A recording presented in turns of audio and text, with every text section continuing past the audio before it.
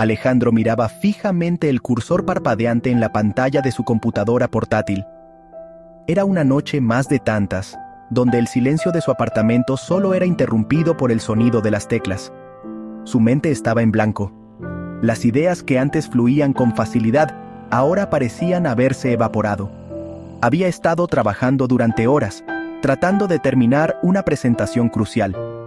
Cada minuto que pasaba, la presión aumentaba, y con ella, la sensación de estar atrapado en un ciclo sin fin. Pero las palabras no salían, la pantalla seguía en blanco, reflejando su frustración y desesperación. Se sentía exhausto, agotado, vacío. Cada día era una lucha constante por mantener la concentración y la motivación. Esto había estado sucediendo durante semanas. No recordaba la última vez que había tenido una noche de sueño reparador. Las largas jornadas, la presión constante, la interminable lista de tareas pendientes, todo le había pasado factura. Cada tarea completada solo daba paso a otra más en una lista interminable. Su trabajo era su vida. Había dedicado cada momento, cada pensamiento, a su carrera, esperando que el éxito trajera consigo la satisfacción y la felicidad. Había sacrificado todo por el éxito. Amigos, familia, tiempo libre, todo había quedado en segundo plano. Ahora, comenzaba a preguntarse si todo valía la pena. Las dudas se acumulaban, y con ellas, una sensación de vacío que no podía ignorar. Su apartamento, antes un santuario, ahora se sentía como una prisión. Las paredes parecían cerrarse sobre él, y el espacio que antes le brindaba paz, ahora solo le recordaba su soledad. Las luces de la ciudad, afuera de su ventana, antes una fuente de inspiración, ahora parecían frías e indiferentes.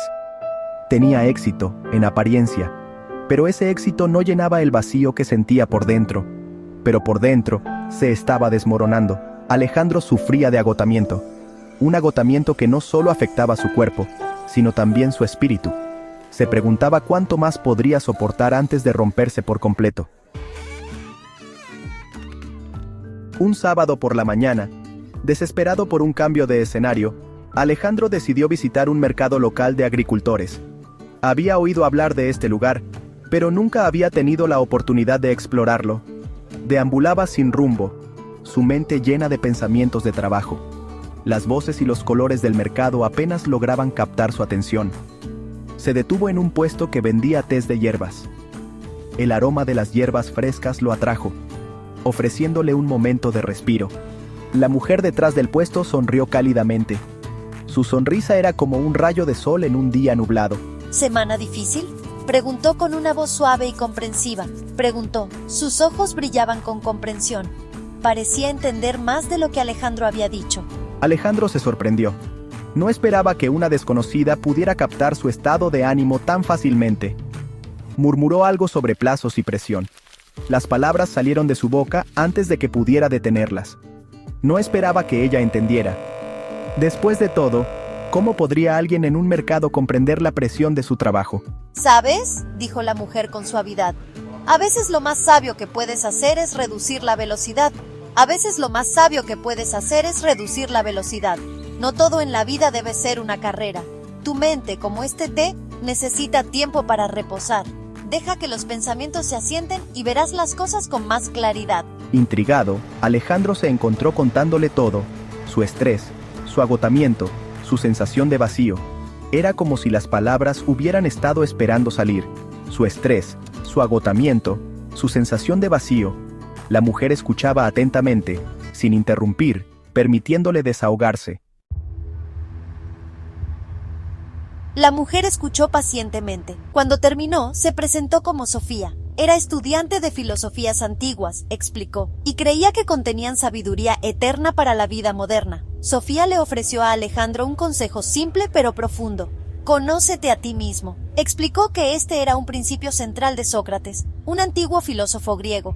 Para vivir una vida plena, creía Sócrates, uno debe primero comprender sus valores, creencias y motivaciones. Esto resonó profundamente con Alejandro. Se dio cuenta de que había estado tan atrapado en la búsqueda de la validación externa, ascensos, bonos, reconocimiento, que había perdido de vista lo que realmente le importaba. Sofía me invitó a unirme a su grupo de discusión semanal. Al principio no estaba seguro de qué esperar. No conocía a nadie en el grupo, y me preguntaba si realmente valdría la pena mi tiempo. Sin embargo, decidí darle una oportunidad, pensando que podría ser una experiencia interesante. Al principio, yo era escéptico.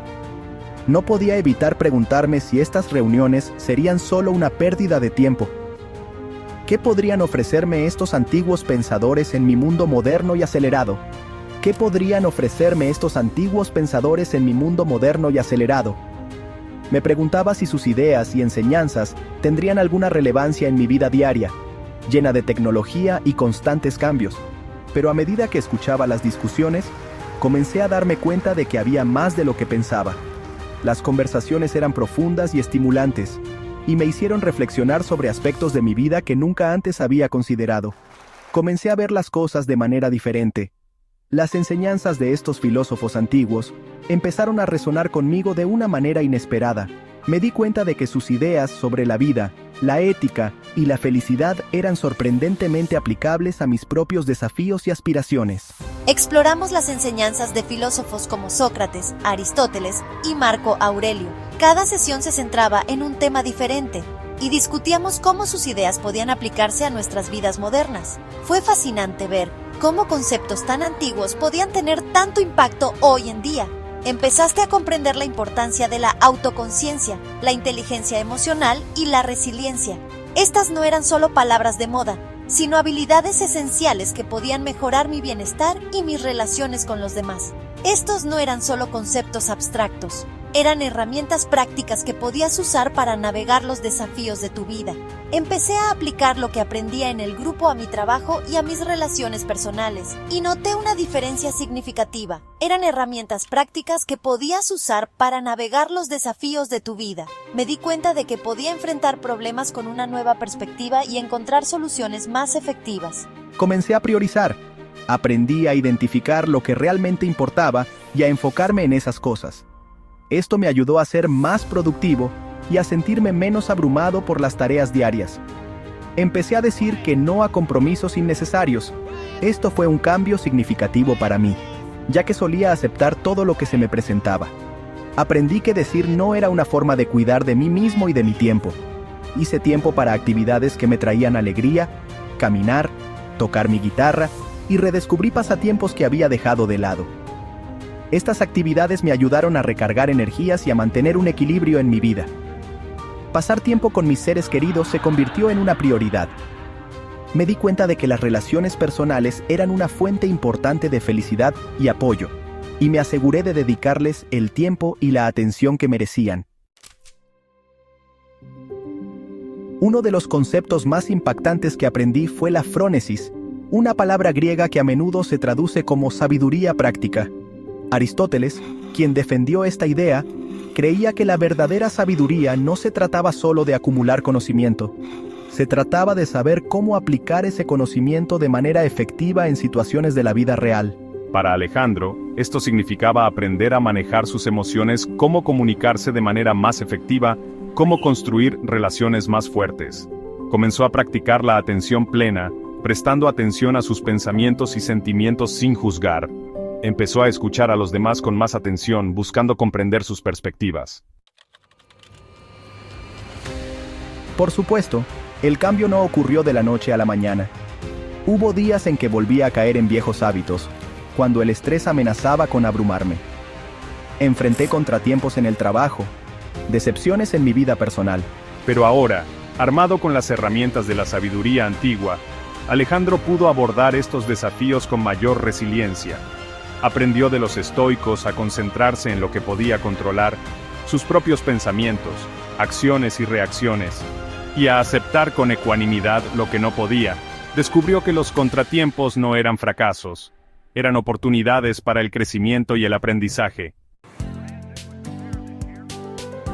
La resiliencia, Alejandro, no se trata de ser invencible o inmune a los desafíos.